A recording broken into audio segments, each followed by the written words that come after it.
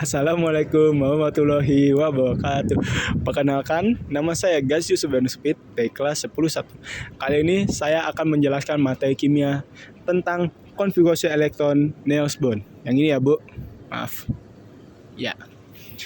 Jadi, apa sih itu konfigurasi elektron?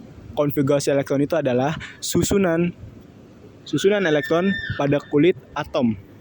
Yang dimana pengisian elektron itu dimulai dari tingkatan energi terendah, jumlah maksimal elektron minus.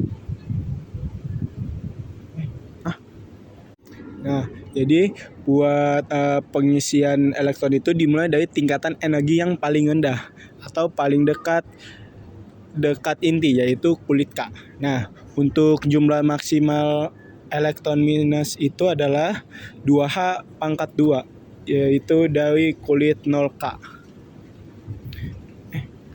Ya. Lalu habis itu ada X kulit, yaitu K maksimal elektronnya itu adalah 2. Lalu untuk kulit L, yaitu maksimal elektronnya itu adalah 8. Lalu untuk kulit M, maksimal elektronnya itu adalah 18. Nah, untuk kulit N itu adalah 23, sedangkan untuk kulit O atau kulit yang paling terakhir itu adalah maksimalnya adalah 50 elektron valensi.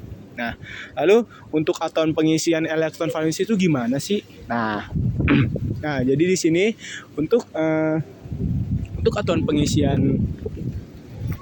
pengisian elektron itu yaitu adalah 1.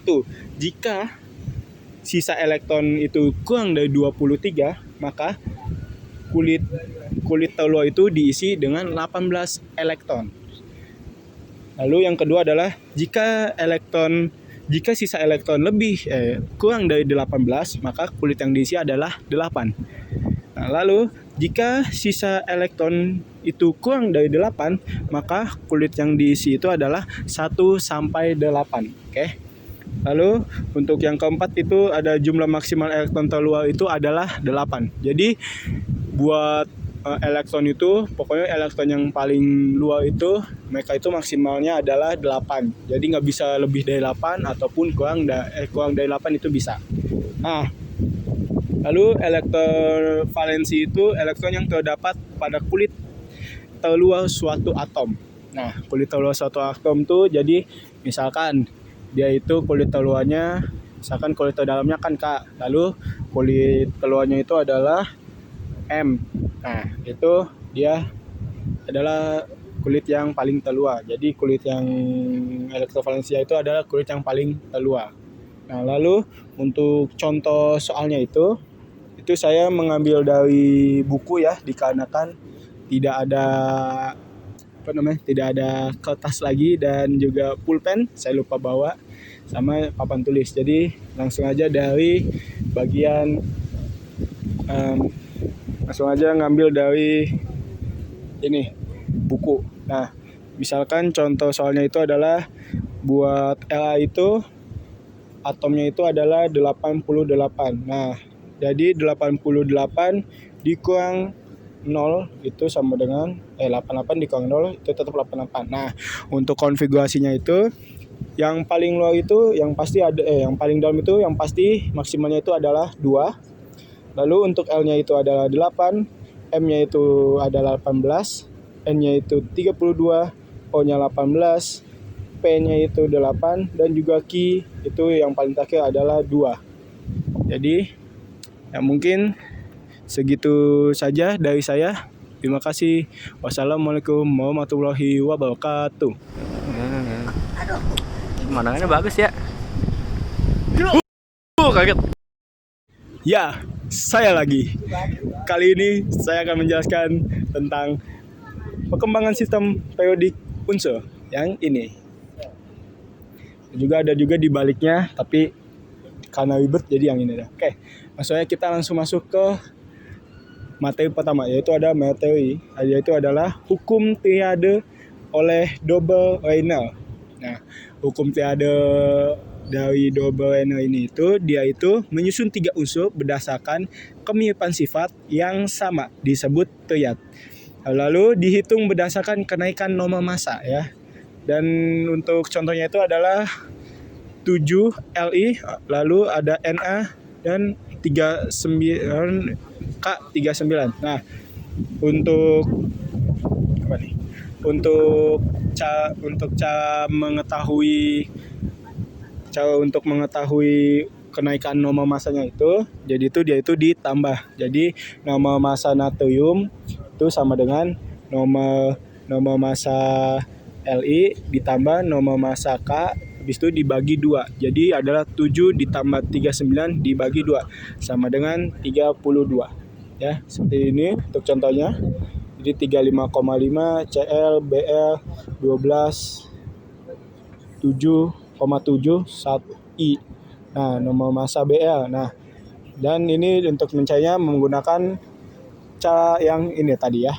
Nah, lalu untuk kelemahan dari hukum tiada Dobia ini apa sih? Nah, untuk kelemahannya itu adalah dia itu tidak dapat menjelaskan hubungan antara satu triad dengan triad yang lainnya.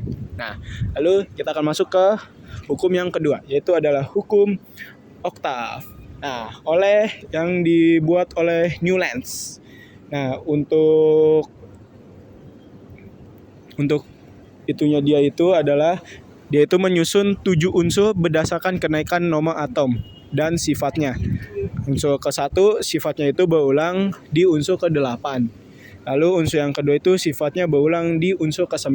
Nah, untuk contohnya itu seperti ini. Jadi 3L, habis itu 4B, 4BE, 5B, 6C, 7N, 8O. Lalu dia akan mengubah lagi kembali jadinya 11N, 12Mg, 13Al, 14Si, 15P, dan juga 16S. Nah, untuk kelemahan hukum oktav ini itu apa sih? Nah, untuk kelemahannya itu adalah 1. Hanya cocok untuk unsur yang nomor atomnya kecil. Jadi nggak bisa untuk nomor atom yang gede. Kayak tadi ya, 88La seperti di materi konfigurasi valensi itu dia nggak cocok buat ini karena dia itu terlalu gede buat untuk nomor atomnya. Nah, lalu kelemahan yang kedua itu adalah ada unsur transisi yang sifatnya tidak sama. Jadi dia itu bertransisi tapi itu bisa aja loncat ke nomor yang nggak seharusnya.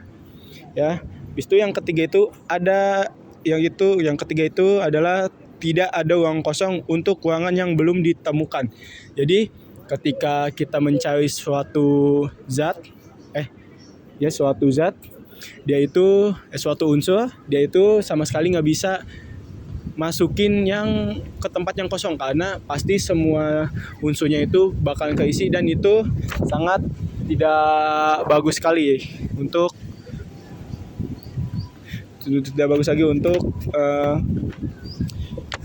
hukum periodiknya ini ya. Nah, lalu yang ketiga itu adalah sistem periodik oleh Mayor.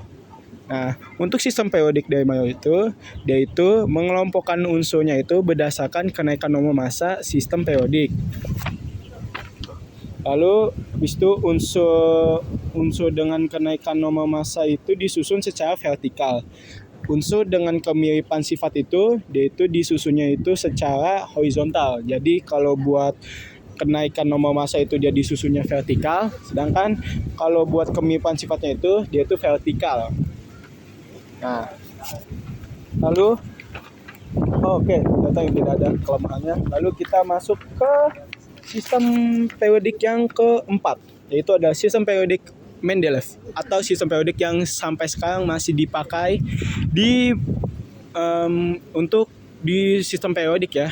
Kayak buat SMP masih pakai yang Mendeleev, SMA, kuliah pun juga pakai, bahkan di lab dan kedokteran pun itu mereka memakai yang sistem periodik Mendeleev. Nah, untuk sistem periodik Mendeleev itu dia itu mengelompokkan unsurnya itu berdasarkan kenaikan nomor massa dan sifat fisik serta sifat kimia. Nah, jadi kalau yang ini itu dia bisa dibilang dia itu menyempurnakan sistem yang sudah dilakukan oleh siapa tadi?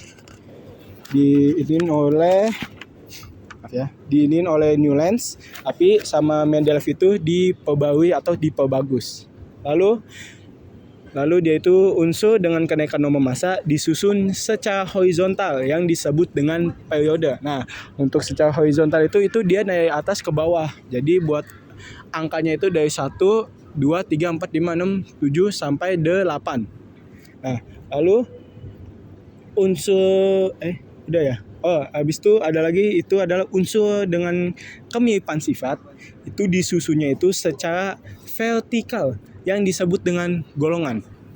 Nah, lalu untuk kelemahan dari sistem periodik Mendeleev itu, dia itu kelemahannya itu adalah ada unsur yang tertukar berdasarkan kenaikan nomor massa. Jadi misalkan kayak nomor massanya itu 127, habis itu nomor atomnya itu 53 Li. Nah, habis itu entah selanjutnya itu malah terbalik, dia itu malah yang lebih kecilnya ya. Jadi nomor massanya itu lebih gede, sedangkan nomor atomnya itu lebih kecil. Kayak apa nih? Itu adalah itu 128 untuk nomor massa dan 52 untuk nomor atomnya. Nah, lalu di sini ada sistem periode yang terakhir. Sistem periodik yang terakhir yaitu adalah periodik modern oleh Moseley. Nah, untuk periodik modern Moseley ini itu sebenarnya sudah ada yang pakai, tapi hanya beberapa. Yang paling umum itu yang dipakai itu adalah yang Mendeleev. Nah, lalu untuk pengelompokannya itu dia itu unsurnya itu berdasarkan kenaikan nomor atom dan kemiripan sifat. Nah, untuk periodenya itu habis itu dia itu periodenya itu dari kiri ke kanan itu secara horizontal berdasarkan nomor atom dan kulit terluar. Lalu untuk golongannya itu dari atas ke bawah secara vertikal berdasarkan kemiripan sifat-sifat elektron valensi. Nah, untuk soalnya itu tidak ada karena memang di sini juga nggak ada ya. Jadi nggak ada. Jadi mungkin segitu saja dari saya untuk menjelaskan materinya. Terima kasih sekali lagi dan wassalamualaikum warahmatullahi wabarakatuh.